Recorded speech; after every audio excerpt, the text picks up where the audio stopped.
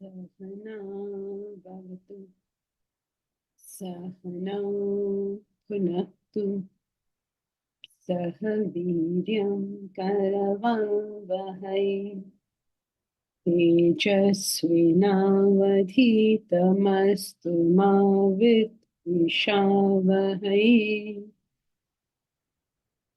Om Shanti Shanti Shanti.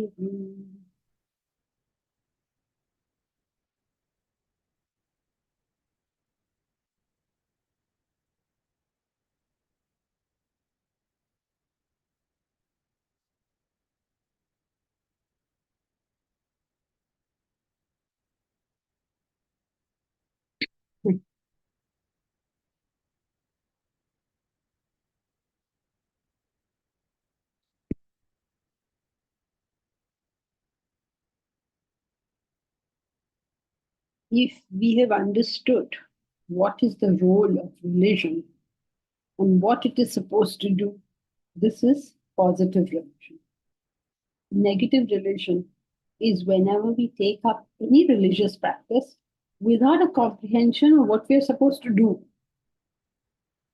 So the whole chapter is basically an explanation now of what we have just studied.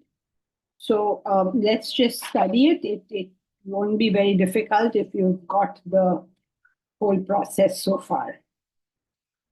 So, what is religion? What is the purpose of religion?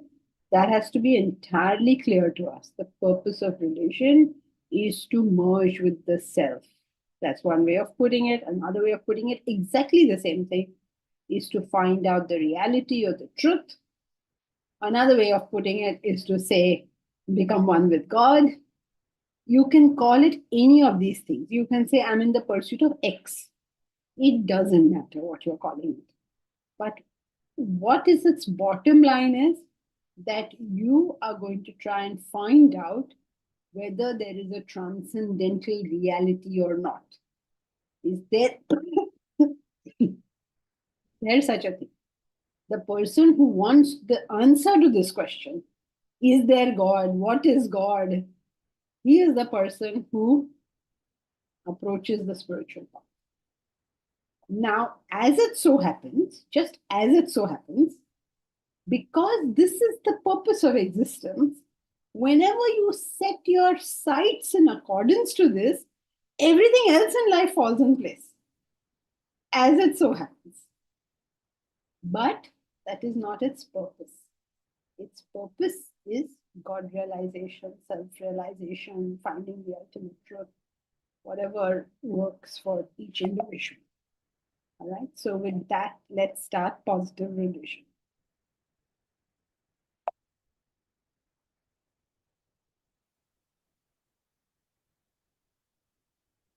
Who will read it?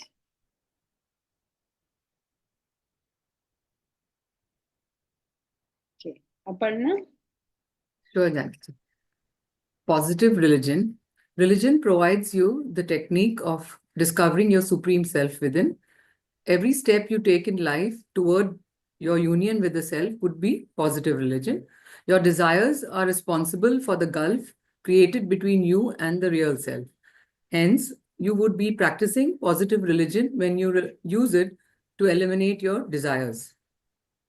The spiritual courses help you achieve this. Bhakti Yoga, path of devotion, improves the quality of desires. Jnana Yoga, path of path of knowledge, changes their direction. And Karma Yoga, path of action, reduces their bulk. So to summarize, it said that what is meant by positive religion is when you take a step towards realizing yourself, that is positive religion. And the fact is that the desires that you have is the reason you're not able to move towards that. That's the gulf that's created. And so if you want to practice positive religion, you would have to eliminate your desires. And and this can be achieved by, as we know, through Bhakti Yoga, Jnana Yoga, and Karma Yoga. And how it does it, it's also explained. Bhakti Yoga helps in improving the quality of desires. Jnana Yoga, it changes the way you think. And Karma Yoga, it reduces the bulk of your desires. Okay, very good. So you, you already know this, it's all well established, I think, that your purpose is to realize the self. Why you are not a realized being is because of your desires. So the spiritual path is the removal of desires. And how do you remove it? You remove it firstly through bhakti yoga. You change their quality, improve their quality. What does it mean? That your mind is only interested in itself. The mind can see nothing but its range is extremely limited. So everything it sees from its personal perspective, right?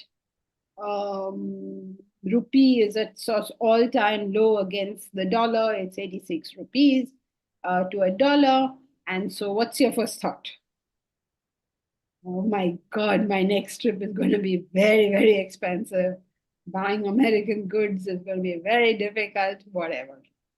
The mind tends to look at everything from its own perspective. Everything. Anything happens, we think of ourselves. It's a very, very interesting thing that our mind does. Anything. If you answer a question in class, where is the mind paying attention? It's on me. I answered well. I did not answer well. I was praised. I was criticized. It's all me, me, me, me, me. So all the time, the mind's nature is to think of itself. So what is Bhakti Yoga? To expand that. So it improves the quality of desires. You expand it. You say, okay, I care for you more than I care for myself. I care for my family. I care for my friends. I care for my community. I'm just going to expand this. Whatever way I can, I'm going to expand it. To my work colleagues, whatever. I'm just going to expand this. When you do that, when you try to encompass the whole world in your affection, you are practicing bhakti yoga. Then, the second thing that happens is that the intellect, all our discrimination in life, is always for like, okay, now this will give better interest or that will give better interest. This FT gives better interest, that FT gives better interest. It's all the time discriminating in worldly affairs, all the time. This person may be trusted, that looks a little thing. I should apply for this job, I'll get a better prospects there. It's all this discrimination is in the world. The intellect starts conceiving the difference between the world and the transcendental. Its discrimination starts along those lines. You have changed the direction of desire. And bulk of desires means sometimes the desires are just so very much that उसके बारे में कुछ कर ही नहीं सकते. So much. You can neither do bhakti nor you can do jnana because the desires are pounding at us. How do you know desires are pounding at you? Think about it. How much time in the day do you spend on your spiritual sadhana and how much do you spend on non-spiritual sadhana? Making it 1 hour to class every week is like, oh my God, I'm so disciplined. I'm attending 1 hour class. How much time are you spending on it? You cannot say, I want to become Wimbledon champion, but once a week I will practice. Can you do that? So why can't we spend more time with our spiritual practices? We are busy. Everybody is busy. It's an incredible thing. The homemaker is very busy. They have to run a home. The business person is very busy. They have to run the business. The child is very busy. They have to do whatever children do. The old person is very busy also. If I say, okay, how many people want to work for the cause of Vedanta University? Nobody will put their hands up. If I say, how many people want the Vedanta University to come? Most people will raise their hands. अरे ऐसे थोड़ी ना कुछ होता है. Every one of us have to work for it and work hard for it. फिर ही कुछ होने वाला है. But we can't. Why not? Because the other desires are pounding. Yeah, pounding away. It's too preoccupied. I told one maid that you come in the morning. Morning time is the worst time for me because I have my own stuff to do, and there's of course household work to be done. So I told my maid, you come in the morning, do these 4 jobs and go, because she said she had no time. 4 jobs. Today I noticed she spent 45 minutes at it. 45 minutes. What did she do? Make tea, boil the milk, make the beds, wash the dal. Forward. And do a little and cut 4 strawberries. 45 minutes. And she ran away without serving the tea because she said, oh no, I've got very late, I have to go. Okay. Like, what happened here? Now, why would she take so long to do this? And Bichari, she's a hardworking girl. She's moving. She's not sitting down. But why does it take her so long? Mind is so preoccupied with stuff that you can't do anything. You do the most simple jobs. It takes so much time. Mind is too preoccupied with so many things. So many things. Even when you go to a spiritual lecture, you start talking about so many other things. Because mind is full of that, right? So in such a condition, what can you do? You cannot improve the quality of your desires. You cannot change the quality, or you can change the direction of the desires. What do you have to do? First, that bulk has to come down. And how does that bulk come down? See, most of us say, no, I don't have desires. If you don't have desires, where's their time spent? Where is it? Why do you not have plenty of free time? So we are consumed by it. We just don't realize it. Our whole being is nothing but our desires. We have to remember that. There is nothing in us but desires. So, what can you do under those conditions? Under those conditions where there's a bulk of desires and they have to be dealt with, the only way is karma yoga. There's no other way to. So, what is the role of karma yoga? To reduce the bulk of desires. When that bulk comes down, then you become more available for spiritual development.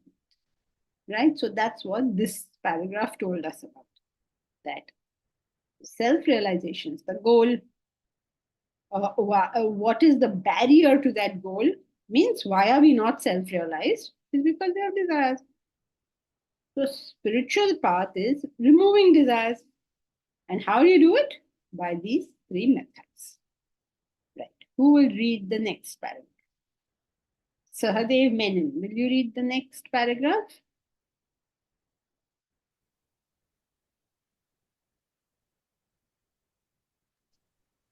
Bhakti Yoga is the course of devotion, where your mind surrenders to the Supreme Being that seems to hold the world together. When your feelings rise from the secular to the sublime, the thoughts engrossed in the affairs of the world get gradually displaced by the thought of divinity. This change in the quality of thought helps to eliminate your mundane thoughts and desires. It says that by practicing the course of devotion, Bhakti Yoga, your mind surrenders to the self, and then your feelings rise from the secular to the sublime. It improves the quality of thought, and which helps to eliminate our desires. Very good, but the summary has to be a little shorter than the paragraph. So, but good, Yeah. otherwise you covered all the points. So, Yeah. what is Bhakti Yoga? You're surrendering. When you surrender, what happens? You leave things to God. So, since you're leaving things to God, what are you not thinking of? The fruit of the action. Of what worldly gain you're getting. So, therefore, quality improves. Now, problem over here in this whole thing is that is not there in the paragraph. It's an addition. The problem in this is You don't have a clear idea of what is God. and you don't have a clear idea of what is surrender. So, because you don't know what is surrender, most people err in the performance of the action. They think they have to surrender the action. You don't surrender the action, you surrender the fruit of the action. It's a very, very important distinction to you. If you don't perform the action, you will not get the fruit. However, the fruit is not in your hands. So leave it. Right? We can work towards the university. Can we determine that the university will come? Of course not. If we are like, no, it has to come, what will be the consequence of that? Chaos. Mental chaos. Because every step of the way there will be a challenge. Do you know a recent challenge? What happened? We have found out that we are not in possession of certain parcel of the land. We are thinking we have 15 acres, but some part is not in our possession. And we just found it out actually. FT has found it out by doing, how he's all technical, and then he superimposed what on what and found out that a certain part is not in possession. Now we have to run around and see, okay, now how do you get it in possession? All legal documents, all government records, everything shows it's ours. But that portion, thank God, it's not a large portion, is not within our possession. Now deal with it. Suppose you are carried away with the idea of the university being there. Every time something like this happens, you get a heart attack. So, and this is daily, okay? Something or the other daily. And the biggest one, of course, which is the biggest one, the biggest capable of giving heart attacks is what? Funding. Huh? Funding. Funds. What? Funds, Funds. yeah. The bills come and the money from the bank like just disappears. You have to see at what speed. Lakhs and lakhs of rupees gone, गायब. अरे बाबा और कहाँ से आ रहा है? पता नहीं और कहाँ से आ रहा है? Like that can give you major heart attack, right? Because work has started. PMC has been appointed.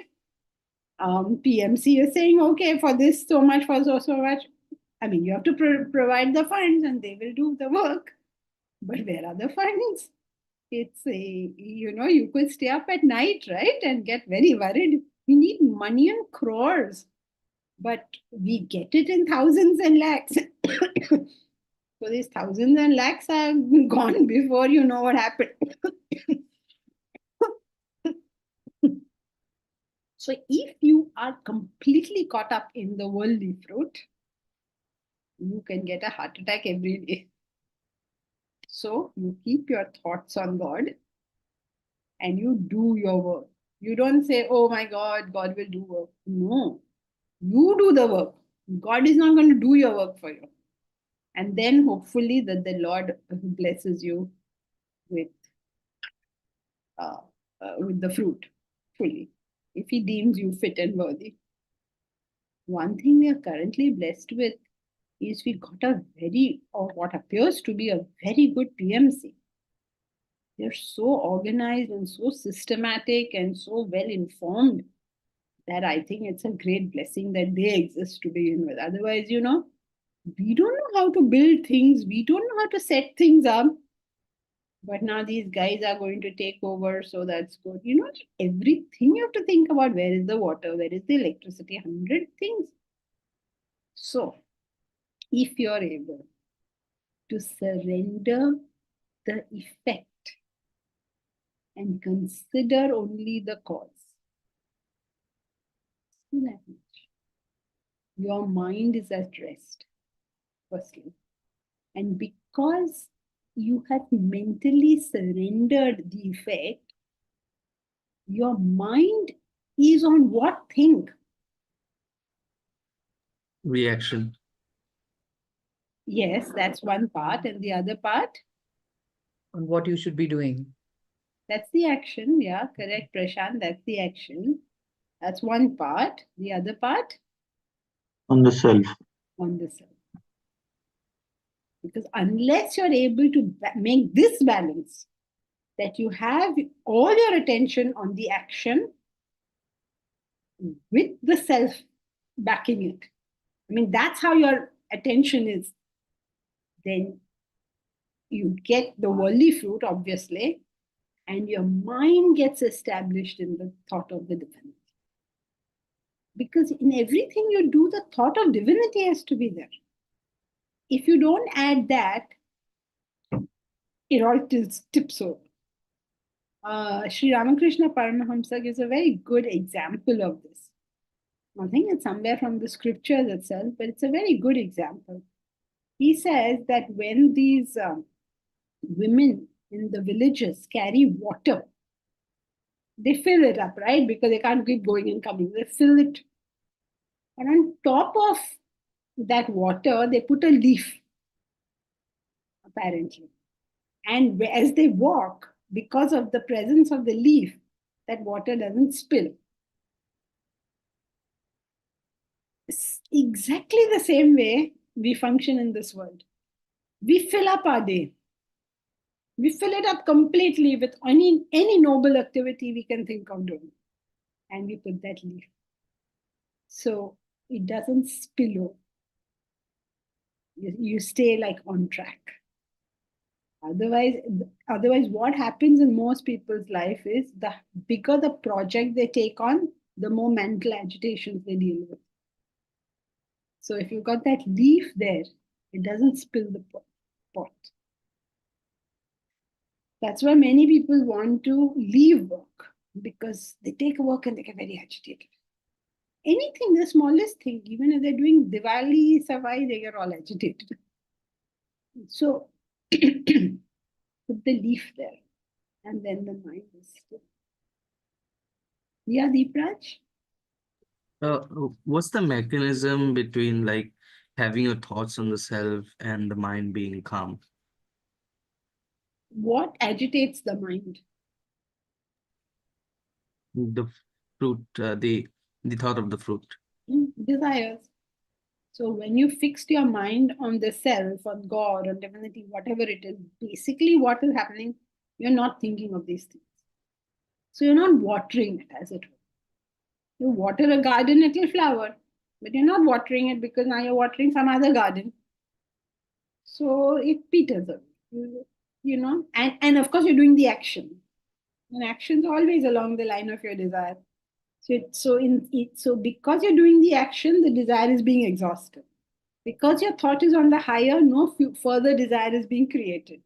And in this combination, the desires are removed. So but the mind is also on the action itself. Hmm. The intellect is discriminating and the mind is also on the action. So isn't that sufficient? Why do we need the higher? I mean, No. Because just by doing that, your desires won't go away. Just by doing that, you will simply become successful in the world. I mean, that's not a small thing, but I mean, it's not the part of the spiritual part that you will learn in a management school.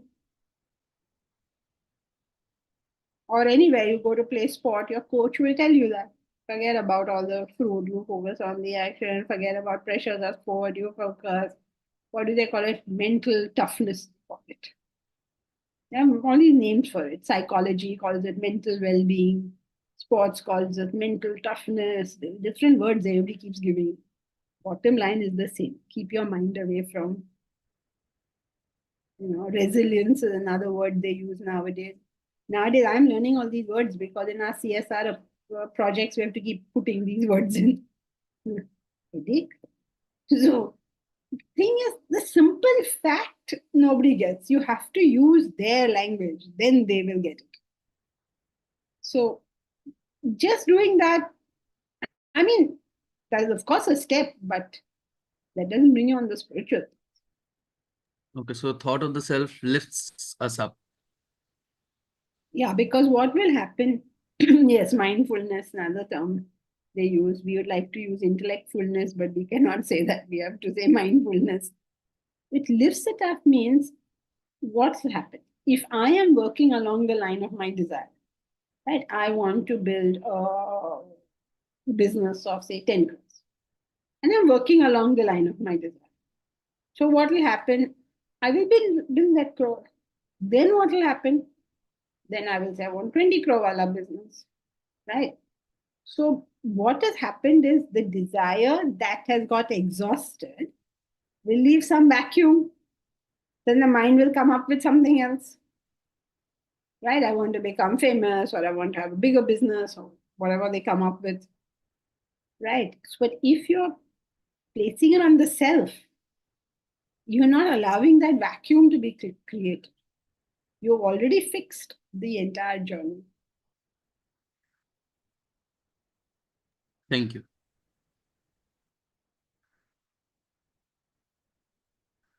Right. Who will read? Janki ji, one. Yeah, go ahead. Can we say that it is the humility to understand that everything is not in our hands and what we are supposed to do is just to do the right action? Any whether you use the word humility, surrender, eventually they all mean the same thing. Because when you are not able to conceive what is self, what you will replace? It doesn't matter. You can say that, yes. You have to use whatever inspires your mind. Okay. So if you think being humble is very inspirational, then yes, then that's correct. That is why in India, we accept all gods. You break up any god. Indian is okay. हम भी माथा take लेते हैं. Have you noticed? Any god, whether it is a dargah or it is a tribal god or it is a temple, church, mosque, what is that, synagogue, हम लोग कहीं भी जाते हैं. अच्छा भगवान है, चलो भाई. We are friends with all gods because each human being is inspired by something. That day at the there was this Kala Ghoda festival, one lady met me and she told me that so and so is her guru, and she's a Parsi lady, and her guru is also a Parsi lady. Excuse me. So she said, I like to listen to all the teachings, but I don't like it when all the puja starts, because you can see she's feeling uncomfortable, right? With why not should she do a Hindu puja just because she happens to like the philosophy? That Parsi lady who is the guru, she likes the puja, so she should do the puja. This other one doesn't want to do the puja. She wants to go to the Agyari, then she should go to the Agyari. Everybody should do whatever inspires them. So, because the point is the mind has to be lifted, and the mind cannot be lifted unless it's inspired. So, we don't care what inspires you, just be inspired by something. So, if it's you, so whether it's a concept of humility, surrender, whatever, or physical things, or action related things, like, in the church, they all dress up and all that. I don't know. Have you seen it, Elsie? They all dress up in all the clothes, and then they do that. They go on a procession and all. It looks damn good, right? And everybody is like quite impressed with this show of grandeur and all. And if that's inspiring, then that's great. If what's inspiring to you is some Rishi Muni sitting under a tree somewhere, and that's inspiring, then that's great. Be inspired. That is the only bottom line here. Okay.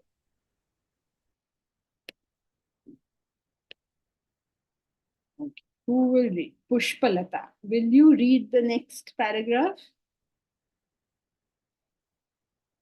Yes, That Jack. I will read. I think there's a question in the sorry. chat.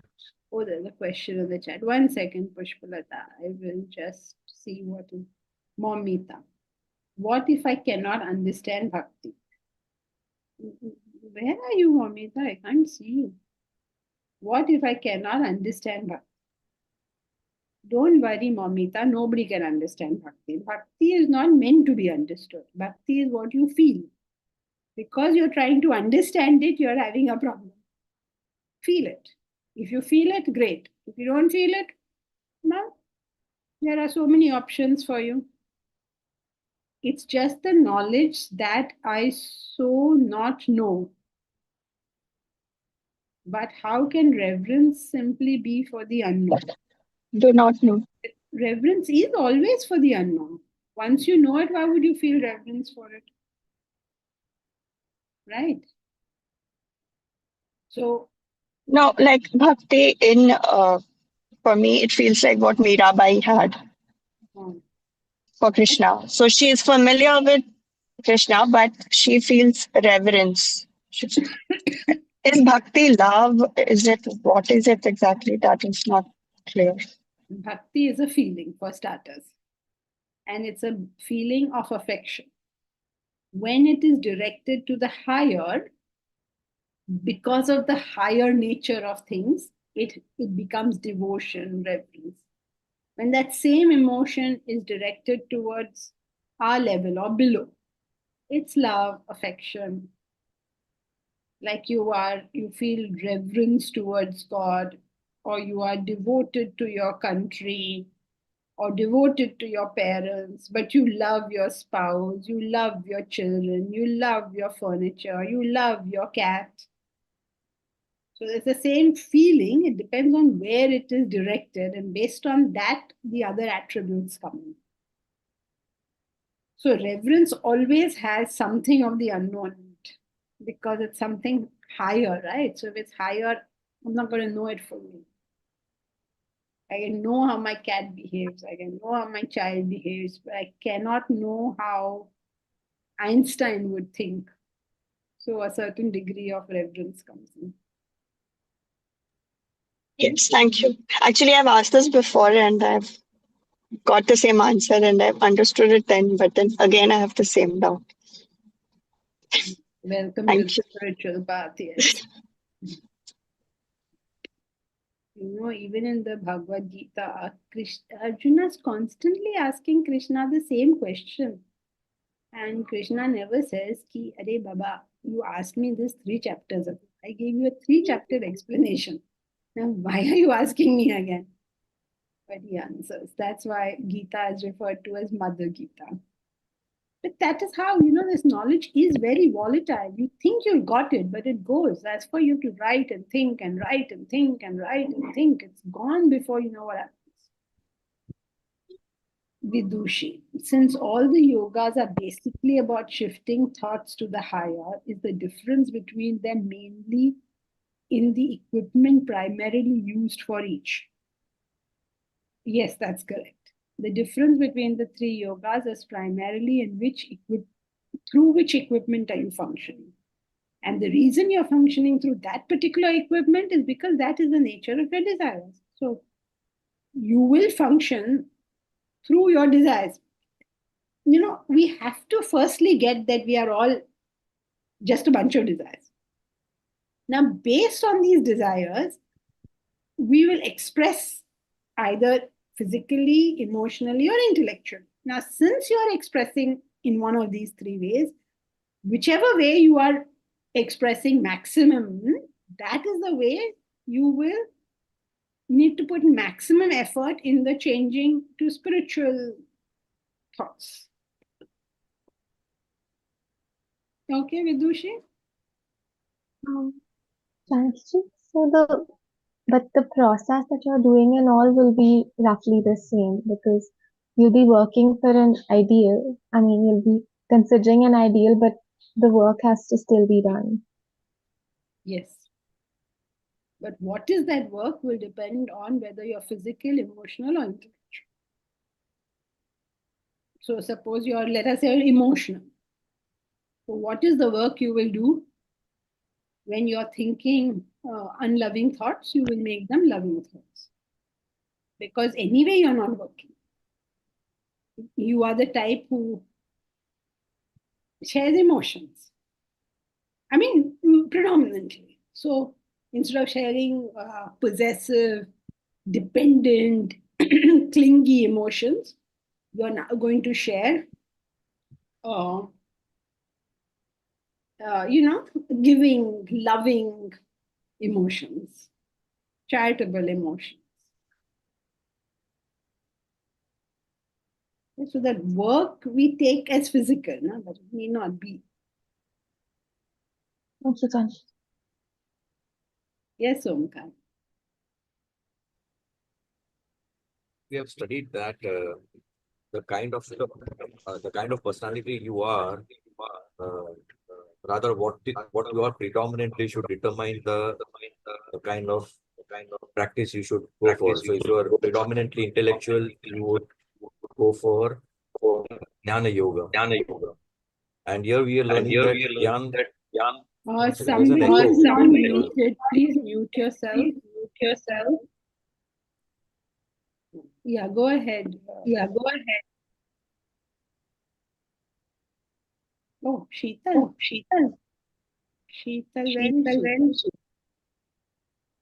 No, No, Well, she's not she's here. not here. yeah, she's Yeah, here. she's here. But we But can't we hear can't her. hear. Can we hear her? Why we The why? echo is because of her, I think. Sheetal. I can't see Sheetal. Everybody is Everybody muted, so it can't be. I heard you are Sheetal. Sheetal, can Sheetal, you can put your your volume? volume. You are You off. are off. Okay. And what to say now? No, No, You are not muted, Sheetal. Hello? We can't hear her anyway. Now, now she's muted, yeah. Yeah. Okay, go ahead, Omkar. Now let's see. Yeah, so if we are predominantly the intellectual kind, we should go for Jnana Yoga. And here we studied that Jnana Yoga gives or changes the direction of your thoughts or desires. Is that correct? Mm-hmm. So am I to assume that people who are intellectually oriented have a challenge with the direction of their thoughts because it doesn't seem to fit? We did that portion, right? Who remembers the explanation of changing the direction? Anyway, we can do that in the next para. Maybe that will explain because Okay. next paragraph is Jnana.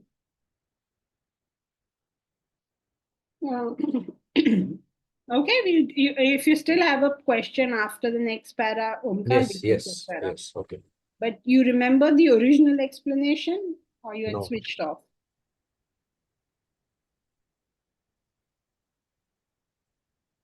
Explanation I don't remember. Okay, does anybody else remember the original explanation? Do you realize how little of this 1 hour we take in? We think we've gone to a 1 hour class, but we are hardly available for 15 minutes. Okay, who remembers the original explanation? You do. Okay, I'm not going to ask you. Vidushi, I'm not going to ask you. Who else? Anyone else remembers the original explanation? Yeah, I remember. Yeah, tell us.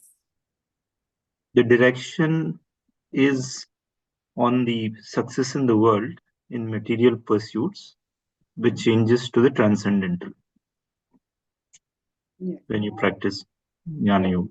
The discrimination is always between choosing a better worldly option. So we never think that there is another option, world versus transcendental. Very good, Kalyan. Did you hear that, Omkar? Yeah, yes. I could, pull it back. Got it. Yes. So where is Pushpalata? Pushpalata, will you read the next paragraph? Yes, I will read.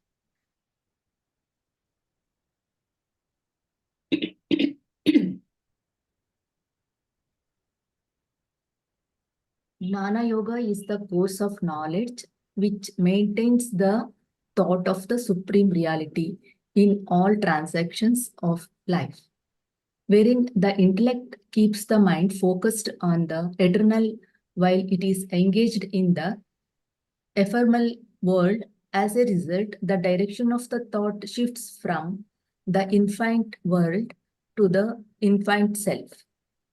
Finite world. Sorry. Finite world to infinite self. Here again, your varied thoughts get slowly absorbed into the one powerful thought of reality. And your thoughts and desires pertaining to the world drop off. I will explain. Maybe it will little difficulty, even though I will explain, madam. Yeah, Jnana Yoga is the Summarize it. Just tell us the main point. Yeah. It is all about the knowledge, that is the Jnana Yoga, which actually maintains the supreme thoughts.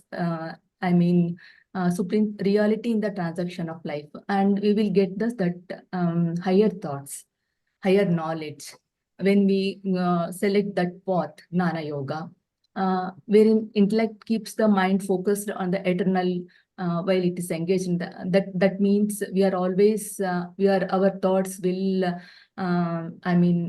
always we keep moving towards the eternal. That's the highest. As a result, the direction of the thoughts shift from finite world to infinite. That is the I want to tell about infinite. That is, there is no end. Like, and then here again, your varied thoughts get slowly. That I think the desires may come down, may come like that. It is absorbed into the one powerful thought, that reality. We are always focused onto that reality, the self. Then and your thoughts and desires pertaining to the world drop off. And that last sentence I didn't get, madam. Please, you only that last sentence. Yeah, the thought of the self gets higher, stronger, and the thoughts of the world will fall down. Yeah, thank you. So good, except make it short next time. What we do is just summarize. If you have a 5-6 line paragraph, we try to say it in 1 or 2 lines, maybe 1 word. If we are, we try to make it short, so we're sure we got the idea. So what is the main idea over here? Is that the thought of the self replaces the thought of the world. How does it do that? Because the choices, the discrimination that we're making all the time is always between pairs or opposites within the world, right?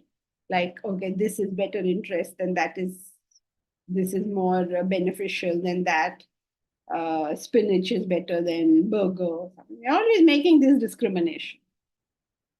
We don't realize that there is a third thing over here.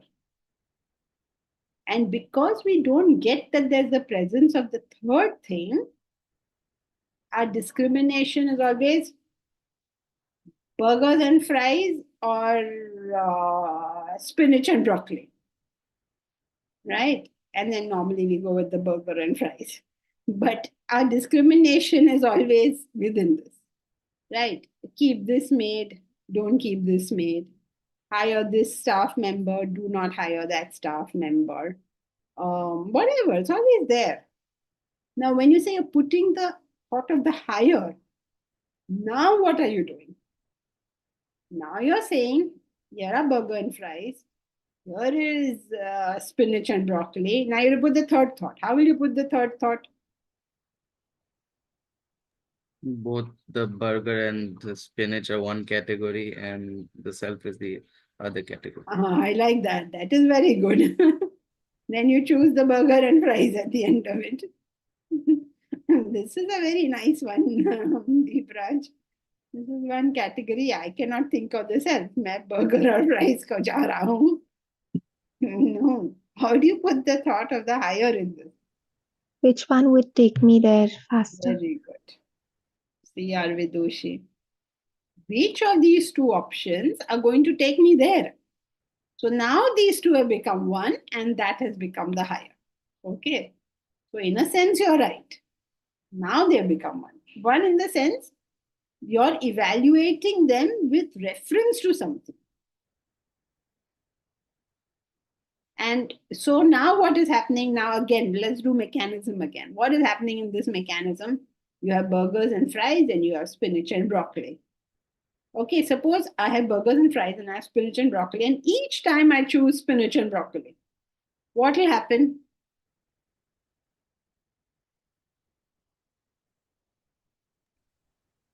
My body would get healthier and I'd be able to perform my actions better.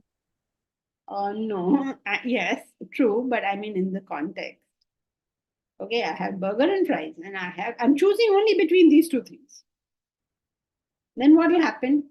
There's burger and fries and there's spinach and broccoli, and I keep choosing spinach and broccoli. What will happen? Over time, Yes. Preference for broccoli and spinach increases. Right. The desire for broccoli and spinach will increase. Correct. Now what are you left with? Now you're left with the desire for broccoli and spinach. Ab itna kaam karke, all you want is broccoli and spinach. So that's not the way to do it. Okay, suppose you choose laziness and going for a walk, and you choose going for a walk. What will happen? The desire for going for a walk will improve, will strengthen. Is that what you want? That's not what you want. What is it we want? We want the thought of the self to strengthen. So how are you going to do that? You're going to say, okay, there's a burger, here there's spinach. Now, what will take me to the self? And you can argue that either way, right? If I eat the spinach and then I will become healthy and then I'll be able to do my sadhana better. That's one way you can argue it. The other way you can argue it is I've not had a burger for a very long time. My mind is craving for this burger. And I don't see any trouble in letting the mind have the burger and be happy and leave me alone to do my studies. I have to go. No, please, everybody listen carefully. Somebody is not muted. So listen carefully. Nobody is recommending that you eat burgers. All the Indian guys will get on my case. Why are you saying burgers? You should have said vada pav. Hey, Baba, you eat whatever makes you happy. If that is going to end there. So when you start thinking always with reference to the higher, now what has happened? Now what's the mechanism? The thought of that higher is all the time being emphasized. And these two are de-emphasized because the only reason you picked one or the other was what was going to take you there. So the thought of the higher becomes strong. This is common for all the three yogas. The difference is, are you doing it through physical work, emotions, or analysis?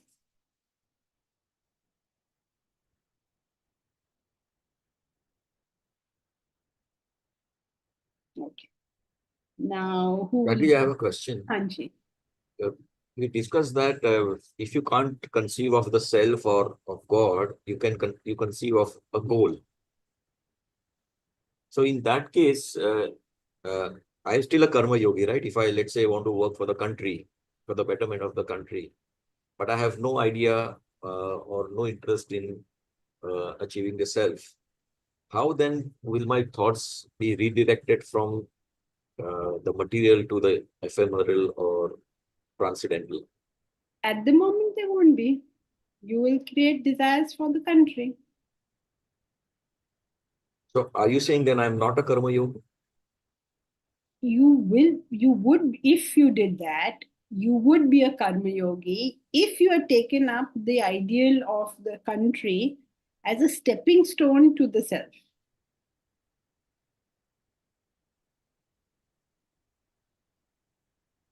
Suppose you said, I cannot think of the self, it's too high. I know I should think of the self, but it's too high. I can't think of it.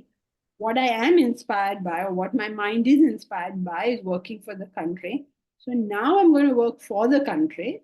And this is my stepping stone for being able to conceive the self one day. Then you're a karma yogi. But aren't there so many people in this world who don't even have an idea of what, the self, and they're still working for such good causes? So they would not be karma yogis till they can conceive the idea of self, is it? Yes. You're like, oh, we are putting them in a bad category. We are not. No, not The bad thing category. is that you can be a perfectly wonderful person, but not interested in the spiritual path. Then how can we call you a spiritual sadhak if you're not interested in the spiritual path? It's not about giving names. It's about the fact. The person is saying, मुझे interest नहीं है तुम लोगों की spirituality. नहीं, हम लोग आपको कर्मयोगी बोलेंगे. कैसे बोल सकते हैं? Karma-yogi means you're a spiritual sadhak. First, you have to be spiritual sadhak. You have to get that title. Then you can talk about getting a title of Bhakta, Karmi, Jnani. है ना? It's not like we are being so mean. We are not accepting such nice people as karma yogis. Not like that. By definition. Right. Got it. Thank you. Hariom Janki ji, I have one question. See, this is a great example. Two people, you know the self and you're a karma yogi, and you're karma yogi, or we Okay, can't call rule, it karma yogi. Ganesh, rule. When anyone asks a question, they have to put on their video. Okay, I'm sorry, ma'am. Okay, all right. So the question is, the second part, who doesn't know the self, if something goes wrong in his life, or something stops, that person will not be able to handle it. Whereas a person who's a karma yogi will understand the self and he would be able to handle the situation better. Can I put it that way? Okay. Because whether you can handle a situation or not, or how many situations you can handle, is a matter of the level of your growth. A sadhak is a matter of what are you trying to achieve now. So philosophically, we don't care where you are. What is important is where are you trying to get. So you could be at 99% of development, in which case you will handle 90% of every problem on the surface of this earth. But you'll still not be a spiritual sadhak because you're not trying to get to 100%. So you can't compare the results. We are comparing the attitude. Why are you doing it? Got it. Understood. Okay. Prakash, did you want to say something? You had switched on your video.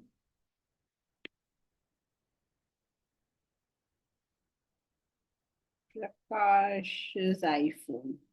Did you want to say anything, Prakash? Did you want to say something?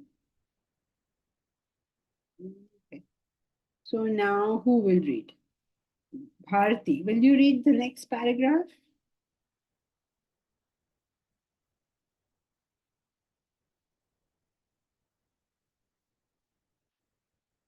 I don't know which Bharti this is. Is this Dr. Bharti? I mean, both are doctors. Is this Mumbai or is it Delhi? Bharti, are you there? Who is this? Or somebody entirely different? Bharti?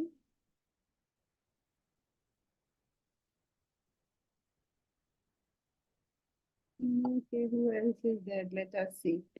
All these people are not putting on their videos. And then we don't. Ajay Kasotia, would you like to read the next paragraph?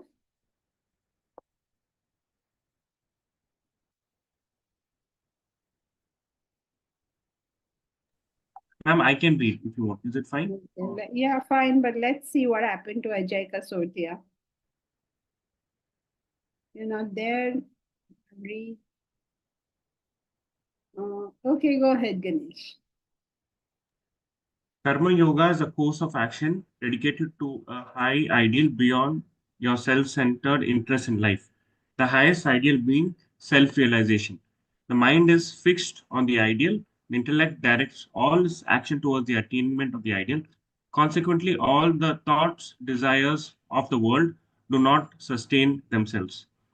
So this speaks of having the highest ideal beyond your self-centered interest, and all intellect, mind, and actions towards that. And I know I'm going long. If one does that, the lower disappears. So this is the course of action. You're doing the same thing that you're doing in the previous two yogas, except you're doing it through action. Now the question is, why are you doing it through action? Don't say something as simple as, oh, because he's very active.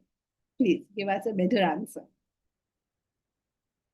Remember what Karma Yoga is supposed to do. What is Karma Yoga supposed to do? Change the Reduce the direction. bulk of Reduce the bulk of desires. desires. Now let us assume a person has a bulk of desires. What will be happening in his life? how will these desires be expressing? A lot of desires, lot of desires, lot of desires. What will you be doing if you have a lot of desires? Lot of chaotic actions, random A lot of actions. action. Because you're running from pillar to post, right? You see a advertisement saying Coldplay is here. Then you go rushing to Mumbai because you have to see Coldplay. Then you see another advertisement that Modi is giving a speech in, I don't know, Ahmedabad. Then you go rushing to Ahmedabad. Then what happens to a person with a lot of desires is they're running from pillar to post because they have so many desires. Therefore, the only option for them is use these actions as your spiritual path. Like if you're going to Coldplay or you're going to listen to Modi or you're running to Mauritius, you heard that everybody is nowadays going to, what's that? Lakshadweep. So now you want to go to Lakshadweep. Then you hear something else, then you want to go there. Or full of desires all the time. Then convert those to Karma Yoga. How would you do that? Whatever your desires are, function along those lines. But to the best of your ability, do it unselfishly. Just do it as unselfishly as you possibly can. And so what happens is that bulk comes down. The moment you start thinking of higher things, the bulk comes down. Not moment, many years, okay? When we write it in a philosophical textbook, it sounds okay. I did bhakti yoga, have my desires gone. We would all be Christ overnight. So over a long period of time, then we slowly, thinking only noble thoughts, the rest falls off or drops away. Yes, it's not a blink, it's spiritual path. Correct, Deepraj. It's a long journey ahead. All right. So, yes, you had something, Deepraj? Yeah, so in the previous paragraph, you gave this explanation of, choosing between burgers and um, broccoli and directing it to the higher. This seems like the same thing, Karma Yoga. In this case, you are actually going to perform along the line of your desire. So you want to go to hear Modi. So you're going to go and hear Modi because you don't have the power to stop yourself from doing it. So what you do is you say, okay, I want to hear Modi. I'm going to go to wherever, to Uttar Pradesh and here listen to him. And so you go. But when you're there, you try to be as noble about it as you can. Instead of thinking me, you think of some service-oriented thing. So you're actually doing that, going along this. So if you take the burger example, then you're going to have the burger, but then you're going to take all your friends and treat them to burger, something you're going to do, which is spreading this. Make everyone unhealthy. रोज नहीं खिलाओ भैया एक बार. Thank you, Redmi. Okay. Oh, Vidushi, you have a question? Yes, sir.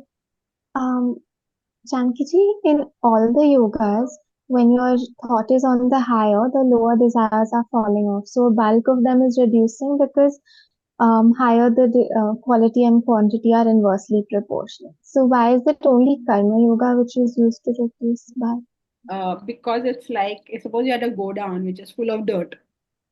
So first you use a big broom or something, right? And then you go to the Lysol. So both cases you're removing dirt, but different types. You can't start with Lysol in the beginning because itna sab mail hai, what will you put Lysol into? First you have to get all the bulky stuff out. Fake do pehle. But just one thing, Janki, for bhakti and jnana yoga, because of change in direction or surrender, the desires or reduce, let's say, or the quality changes. But here, just by doing the action, how will the desires drop off? They will be replaced by other set of desires. Yeah, that's why you have the thought of the higher, na? That's why you have that unselfishness that you have added to Karma Yoga. So you're doing whatever you want to do, but with an unselfish element of some type in it. Like you want to have burgers, so you say, "Chalo, hum sab burger khate."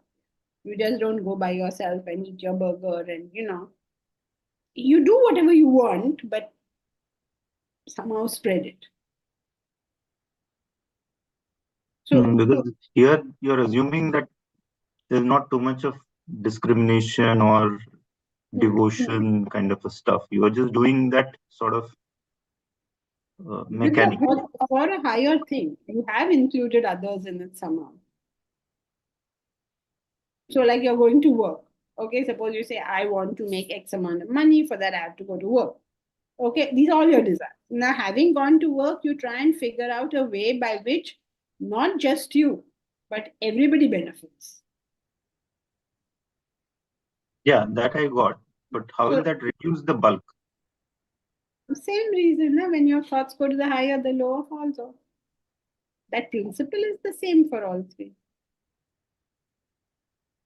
Okay. Let me think. Yeah. You can frame it differently next time then. Yeah. All right. That's Okay. it for today. Thank you. Thank you, Jan. Thank you, Janki ji. Hari Om. Hari Om. Janki ji, Hari Om. Thank you, Janki ji. Hari Om. Yeah.